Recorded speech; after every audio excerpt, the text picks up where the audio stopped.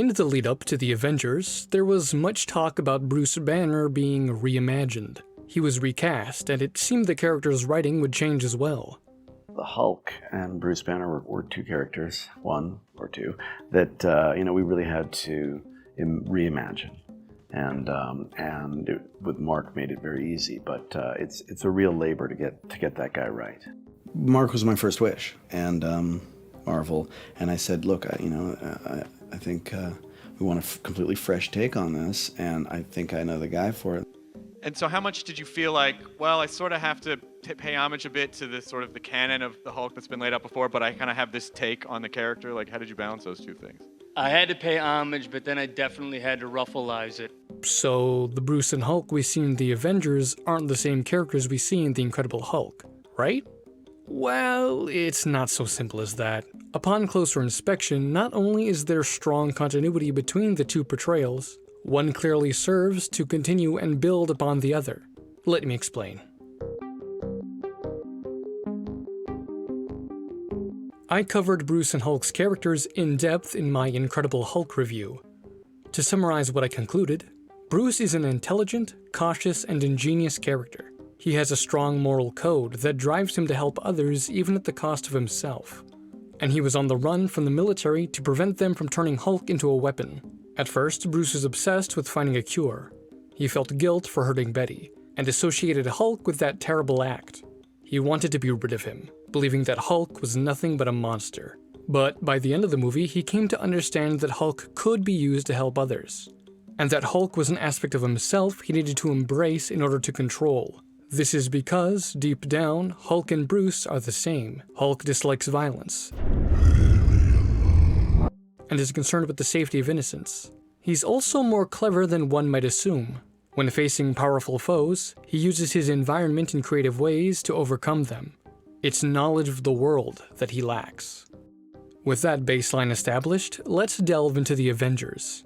Here, Bruce is portrayed by Mark Ruffalo, or as some might call him, Mark Ruffalo. Ruffalo doesn't resemble Norton much. He's a bigger, tougher-looking guy. I wanted Mark for the role. I didn't think Marvel would go for it because he doesn't look like a skinny scientist. He actually looks like a Hulk. He looks like a guy who can take care of himself. Doesn't look like a guy who couldn't hurt a fly. He looks like a guy who has decided not to hurt a fly, knowing that he had that kind of power and that he was just deciding not to use it. This is great. His appearance alone infers character. Norton didn't give Bruce an intimidating presence, and people didn't take him very seriously. There's nothing about him to imply any underlying power. A person with that much power lurking in him. Nothing could have surprised me more than this unassuming man shaking my hand. So by comparison, Ruffalo's Bruce gives the impression of a man with strength held under control. This works well for where the character was last left off. Now on to the movie proper. We pick up with Bruce in Calcutta, India, helping those suffering from illness. What we tried to get at was a Banner who did not feel sorry for himself. This guy has internalized the problem enough so that he can just go about helping other people and not trying to cure himself every second. How he would make that work, again, became a central through line. It speaks to a very human truth. We all have these reservoirs of anger, and how do we deal with them? Do we deny them so that they flare up?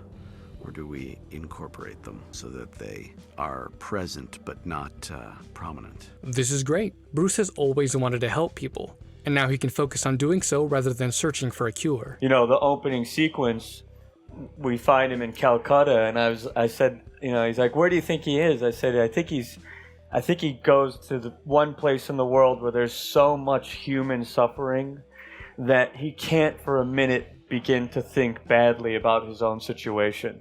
A little girl begs for Bruce's aid. She leads him to a secluded building, revealing that it was a trap. Natasha emerges and explains that she's there on behalf of S.H.I.E.L.D. to get his help locating the Tesseract. How'd they find me? We never lost you, Doctor. We've kept our distance. Even helped keep some other interested parties off your scent. Throughout the Incredible Hulk, Bruce was hunted by General Ross and the US military. In the opening montage, we were shown that Nick Fury had Bruce under surveillance. We can assume that this surveillance was never interrupted, and following Tony's meeting with Ross, they misdirected the military's search away from Bruce's true location. This is nice connective tissue. This signals to the audience that, despite the change in actor, the Avengers is very much serving as a continuation for this character. And this is far from the last reference we get. You've been more than a year without an incident. I don't think you want to break that streak. We can't do this. It's okay, I want to. No. I can't get too excited. There is that slight melancholy that because of his situation, he never was able to really have a family. Well, I don't every time get what I want.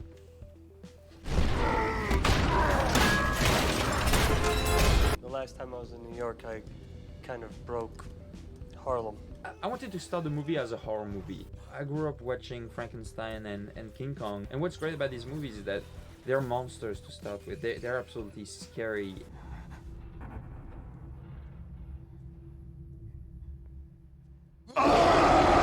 But the Hulk story really isn't just a hero story. It is a werewolf story. It's a monster movie. Hulk! Smash! And Hulk. Smash.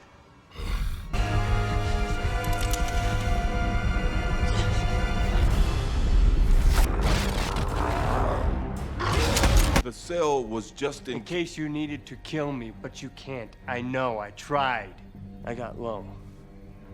I didn't see an end, so I put a bullet in my mouth, and the other guy spit it out. That last one is actually referencing a deleted scene. In a strange way, the Avengers recanonizes it. But now we need you to come in. What if I say no? I'll persuade you. And what if the other guy says no? In The Incredible Hulk, Bruce referred to Hulk as an it. To him, Hulk wasn't a person. He was a disaster waiting to happen, an incident to be avoided. Now, though... Why don't we do this the easy way where you don't use that and the other guy doesn't make a mess? I didn't see an end, so I put a bullet in my mouth and the other guy spit it out. He humanizes Hulk. This indicates a level of acceptance and respect. Hulk is more than a monster. But Bruce still keeps his distance. He calls him the other guy, and appears uncomfortable using the name Hulk. So you're saying that the Hulk, the other guy, saved my life? This will be important when defining Bruce's arc. Doctor, we're facing a potential global catastrophe. All those I actively try to avoid. Here, Bruce is much more comfortable being jokey and lighthearted around people. Previously, we only saw this side of him when interacting with Betty. I know a few techniques could help you manage that anger very effectively. Now, he's become relaxed enough to express more of that side of himself. It has the potential energy to wipe out the planet. What does Fury want me to do? Swallow it? Is this a submarine? Really? They want me in a submerged, pressurized metal container? No, this is much worse. A mindless beast. Makes play, he's still a man. He really grows on you, doesn't he? Some might rate this off as Whedon's tendency to give characters witty, sarcastic dialogue. I talked to Josh Whedon about it, and he said he wanted to kind of return to the Bill Bixby, this kind of world-weary charm of a man who's on the run, but at the same time still trying to live his life and falling in love, and having a sense of humor about himself. I would argue this fits as character development. Since the events of The Incredible Hulk, he's become more confident in who he is as a person. As a result, he's more comfortable expressing that part of himself that became dormant during his time on the run. Natasha explains to Bruce why they need his help. It emits a gamma signature that's too weak for us to trace. There's no one that knows gamma radiation like you do. I didn't get the impression that Bruce was an expert in gamma radiation. He was a cellular biologist, using gamma to test radiation resistance. I suppose you could argue he later became an expert while spending 5 years searching for a cure. So I guess this isn't a contradiction? But I can't help thinking Whedon was like, the Hulk was created by gamma radiation, so Bruce Banner must be an expert on the subject. And didn't think about it any further. Talk to Fury, he needs you on this. He needs me in a cage? No one's gonna put you in a Stop lying to me! I'm sorry, that was mean. I just wanted to see what you do. Bruce has got some big-ass balls. The old Bruce never would have risked such an action. I think this is proof of his confidence in his ability to control the Hulk. He no longer fears unleashing him as much as he did. Thus, no heart rate monitor, and a willingness to pull these sorts of stunts. And there are other examples that back this up too. No tension, no surprises. Ow! Threatening the safety of everyone on this ship isn't funny. It's all right. I wouldn't have come aboard if I couldn't handle pointy things. You didn't come here because I bat my eyelashes at you. Yes, and I'm not leaving because suddenly you get a little twitchy. When he arrives on the helicarrier, we see how Bruce interacts with large groups of people, with awkward yet decided mannerisms. He isn't used to being around so many people, yet he isn't skittish or afraid. I look at them and go, "Oh my God, what am I doing? That I'm the only one who doesn't really belong here." That was basically how I felt through most of the shooting, which worked really well for Banner. The mixture of bumblingness and grace Mark brought to the character is informed by that desire not to bump into anything, not to get near conflict, but the confidence he has from having incorporated it is also palpable. Bruce retains his cautious nature, but now it's built on a foundation of confidence. When Coulson briefed Steve on Bruce's situation, this exchange occurred. So this Dr. Banner was trying to replicate the serum they used on me? Banner thought gamma radiation might hold the key to unlocking Erskine's original formula. No. Bruce was working on radiation resistance. Ross withheld that this was part of an effort to recreate the super soldier serum, and the gamma radiation wasn't meant to be a key or anything like that. To test the radiation resistance, they needed, well, some radiation. They happened to choose gamma for whatever reason. It was that simple. Bruce gets to work finding the Tesseract, and this opportunity is used to display his intelligence and ingenuity, traits consistent with what was previously established. Call every lab you know. Tell them to put the spectrometers on the roof. I'll rough out a tracking algorithm, basic cluster recognition. At least we could rule out a few places. There's another great moment that exemplifies these traits. Later, he's able to successfully make this deduction. I'm kind of the only name in clean energy right now. Why didn't S.H.I.E.L.D. bring him in on the Tesseract project? I mean, what are they doing in the energy business in the first place? When Tony arrives, he helps Bruce in his search for the Tesseract. He seems very interested in the Hulk and Bruce's potential. This little circle of light, it's part of me now. It's a terrible privilege. But you can control it. Because I learned how. It's different. It's strange. This exchange makes it seem as though Bruce hasn't gained control of the Hulk yet. Mark Ruffalo also seems to have gone into the role with this mindset. In the past, he's been known to get a little out of control. And he doesn't like that about himself. And he's not sure that it's going to be any better this time around. You know, he's the only one who doesn't really want what he has. It's caused him a lot of problems, and he has no control over it. The thing is, I think they might just be oversimplifying what they really mean. And he's hoping that when he does turn into the Hulk, he is going to have some control over it, but he doesn't know for sure. It's a big risk for him. It isn't that Bruce can't control the Hulk, but that he's still apprehensive about using him. Even though he's come to understand that Hulk holds the same values that he does, he still doesn't entirely trust Hulk to not do more harm than good. He's powerful and unpredictable, so he holds back. This perspective fits better with what we see in the Avengers. Tony wants Bruce to embrace his full potential. You're tiptoeing, big man. You need to strut. Yet Bruce is determined to play it safe and keep Hulk locked away. So Fury isn't after the monster. Not that he's told me. It's gonna blow up in his face. And I'm gonna be there when it does. I'll read all about it. You want to think about removing yourself from this environment, Doctor? I was in Calcutta. I was pretty well removed. So I moved on. I focused on helping other people. I was good until you dragged me back into this freak show and put everyone here at risk. There's a camaraderie established between the two. This is why Tony's words resonate so strongly with Bruce. Tony Stark is who Bruce Banner wishes he could have been. He's this renegade scientist and in some way experimented on himself. Ends up being this well-loved superhero, and Bruce Banner, on the other hand, did exactly the same thing, and he's hunted and haunted and on the run. Banner looks at him as like, oh wow, he's actually made it work. In some ways, they speak the same language. They're both scientists. Well, if he could do that, he could achieve heavy ion fusion at any reactor on the planet. Finally, someone who speaks English. This leads Bruce to think more deeply on his relationship with Hulk, his relationship with his terrible privilege. Tony Stark does a lot to bring Banner to a place of thinking about using the Hulk as something that's for good, you know? By embracing the Hulk, by actually being part of the team. That is Bruce's arc, building off his already established development, which will culminate later. Their talk, however, takes a bit of a confusing turn. That much gamma exposure should have killed you. So you're saying that the Hulk, the other guy, saved my life? Saved it for what? I guess we'll find out. As I stated before, Bruce was working on radiation resistance. The reason he survived was because it worked, just not in the way anyone expected.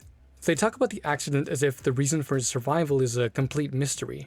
They've done so to introduce the idea that the Hulk was created, and Bruce survived, for some grand purpose. This helps shift Bruce's view of the Hulk beyond just a condition he's gained control of, to something he feels comfortable relying on. It's an interesting sentiment, to view Hulk as something with great purpose rather than something created by accident. But it's built on a misunderstanding of his origins. There was a whole scene explicitly talking about all this. Was Whedon paying attention? Later, everyone gathers in the lab, and an argument breaks out. The conversation quickly turns to S.H.I.E.L.'s secret bullshit, and we're shown that Bruce's opinion on weapons hasn't changed. He primarily ran from the military so Hulk couldn't be weaponized. Here, this dislike of creating weapons is reinforced. So Fury isn't after the monster. Talk to Fury. He needs you on this. He needs me in a cage. I'd like to know why S.H.I.E.L.D. is using the Tesseract to build weapons of mass destruction. During their argument, the camera focuses on the scepter, telling us that it's the cause of their discord.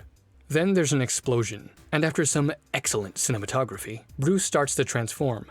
I swear on my life, I will get you out of this. You will walk away and never ever— Your life! He's desperate to not Hulk out, and I think this is largely because he fears the scepter's influence. It brings out their hostility, and as you can imagine, this has a particularly potent effect on Hulk. It causes him to lash out at anyone and everyone, nearly costing Natasha her life if not for Thor's interference. This is Bruce's greatest fear. Though he's developed some command over Hulk, there's still great risk in unleashing him, including the possibility of other forces influencing him. And you have two different Hulks. You have the one that he becomes unwittingly and the one that he decides to be. The difference is palpable. Bruce's first Hulk out is done against his will, and is reminiscent of his transformations in The Incredible Hulk, although lacking the glow of the green eyes. It's full of agony and pain and sorrow. Watching him transform into Hulk is painful. It's not the way that we are used to seeing it where somebody just kind of grows into this bigger thing. It's like something like a beast has taken over him. This version of the transformation would be familiar to the audience, thus helping to serve as a transition between the Hulk outs of that movie and what we'll see later in this one. It doesn't hit the audience with anything too unfamiliar too soon. As I pointed out before, this sequence is treated like a horror movie, similar to the bottling factory scene. There's a key difference though. And then we have this, monster movie going on. So it was important to me that the first time he Hulk out, it be around one of our main characters who would be in the most possible danger, so that we would not necessarily wish that he would be the Hulk. Natasha's involvement helps display Bruce's deepest fears. He potentially puts the lives of the innocent in danger.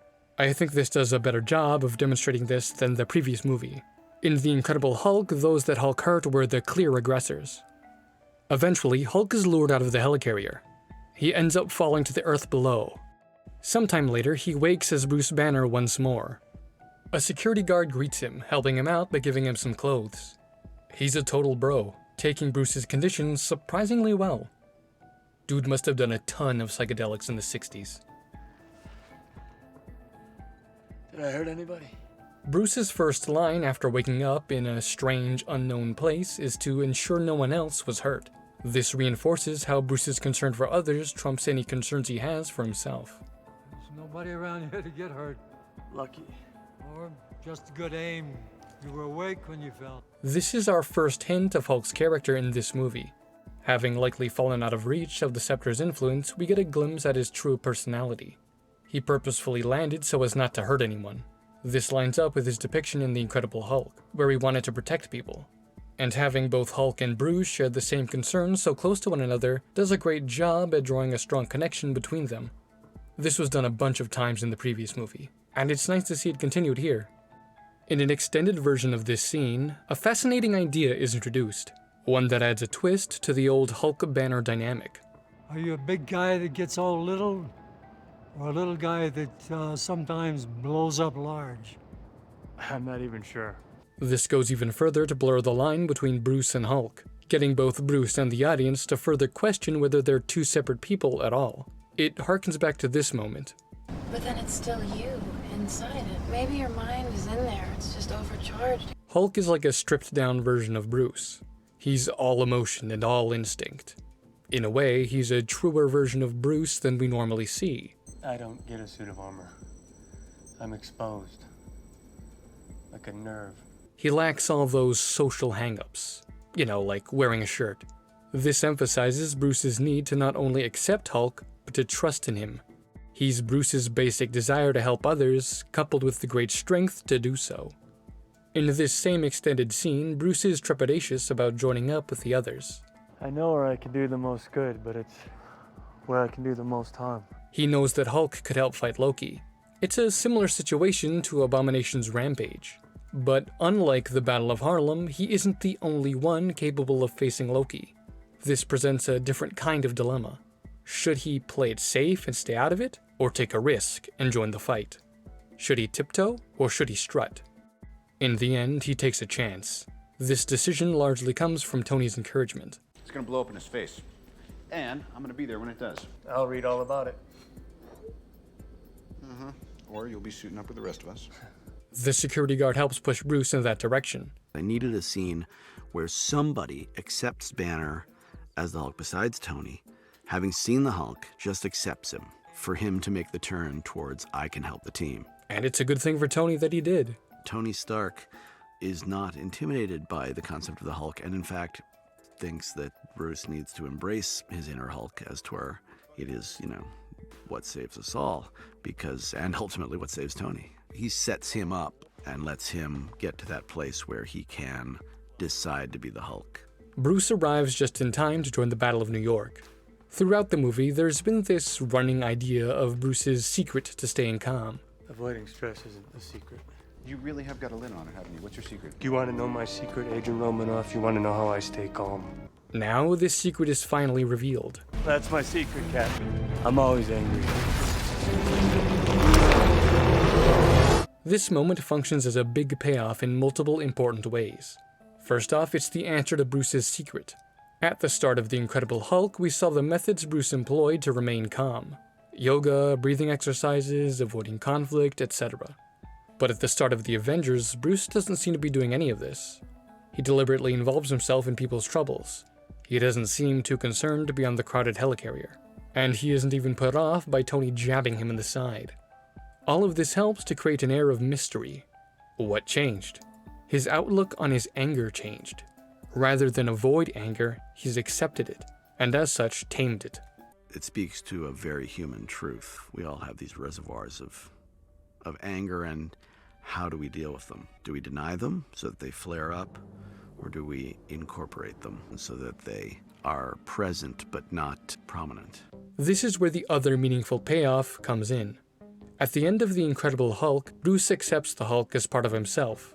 This moment solidifies that development.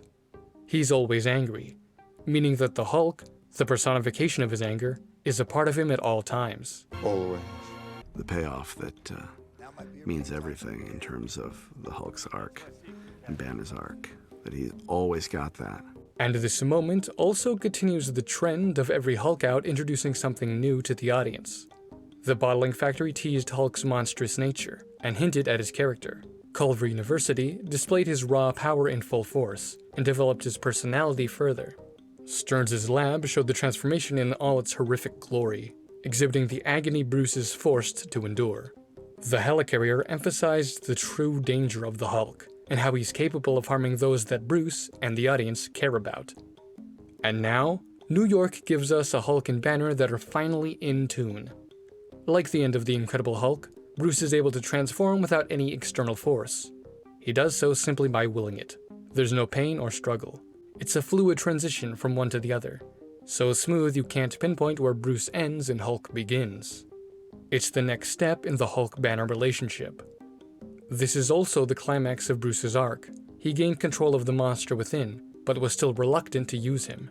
Now, he's come to trust in Hulk in a way he hadn't previously. Before continuing, I'd like to discuss Hulk's design. While the basics of the look are the same, including details like eye and blood color, the Avengers changes some things. Before, Bruce and Hulk didn't look much alike. We really didn't want to have the Hulk look like Edward Norton because we wanted to look like the source material, you know, we wanted to look like the Hulk from the comic book. Now, though, there's a conscious effort to make them look similar. We're building every expression and movement that the Hulk does off of Mark. To get the essence of Mark Ruffalo into the Hulk, we took a lot of the skin details, the grays of his hair, even right down to his fingerprints.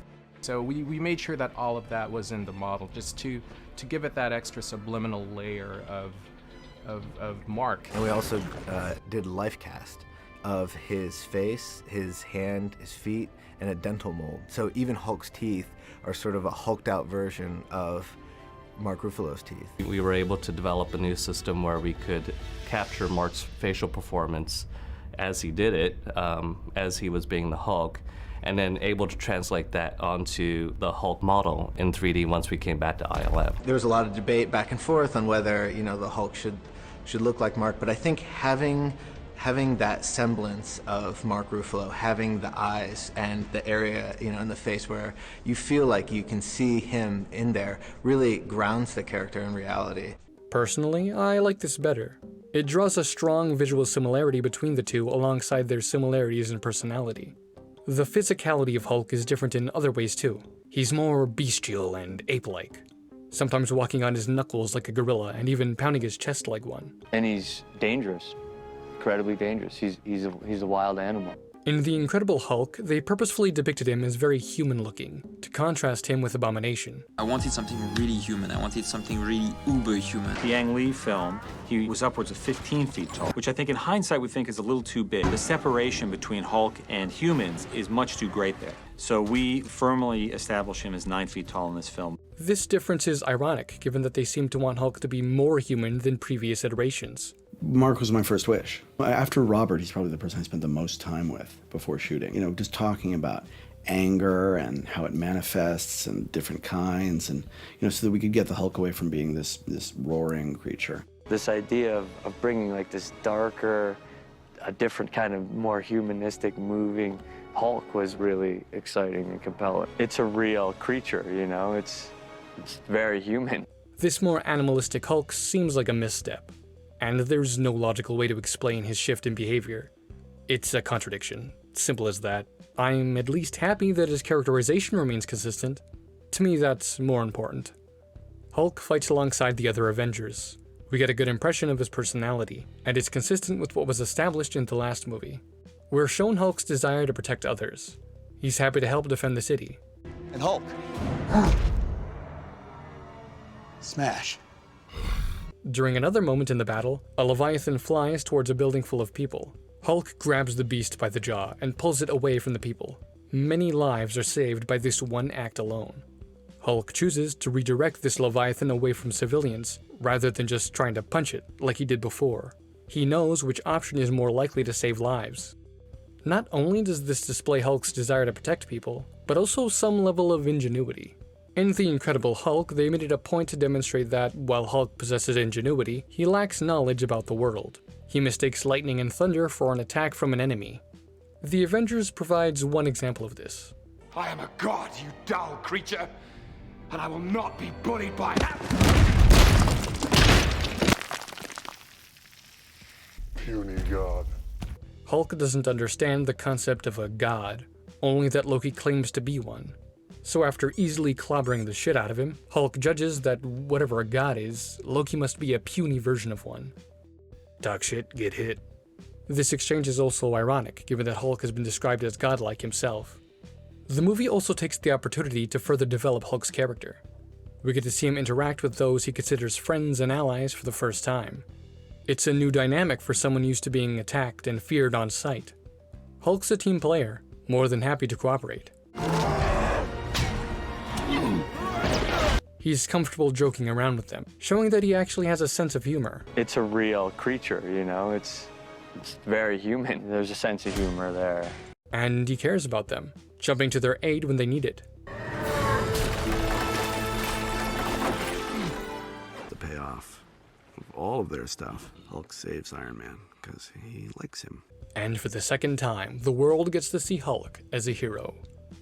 Aside from a few discrepancies, the Avengers not only remains consistent with what we last saw of Bruce and Hulk, it takes the opportunity to develop them further. Despite the change in actor and Marvel's annoying habit of ignoring the Incredible Hulk's existence, the Avengers builds off of what came before in a great way.